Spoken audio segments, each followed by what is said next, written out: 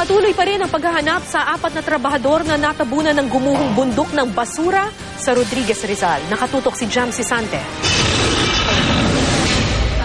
Buo ang pag-asa ni Roel na makikita ang kanyang nawawalang kapatid na si Gary Balahibo na baku operator sa sanitary landfill sa Rodriguez, Rizal.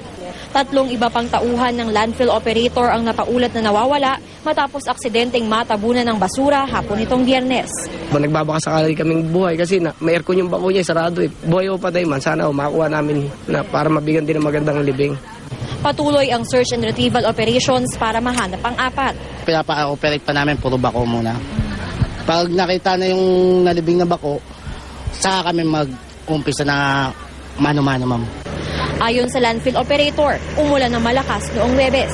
Naglilinis noon ng manhole sa bandang ibaba ng landfill ang baku operator na si Gary kasama ang crew na sina Pablito Esto, Eddie Malano at Rodovico Olod nang bumagsak ang basura. Sa ngayon, tinutukoy pa ng mga otoridad ang sanhi ng pagguho ng basura. Bukod sa ulan, posibleng nakaapekto din daw ang narinig ng mga residenteng operasyon umano mula sa kalapit na quarrying site. I was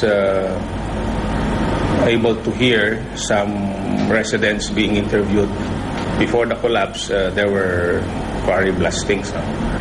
Kung totoong mayroong mga ganong blastings, because I'm not present naman during all these operations, that could probably contribute to the disturbance in the area. Sinigurado ng landfill operator na bibigyan nila ng tulong pinansyal ang pamilya ng mga nawawalang tauhan.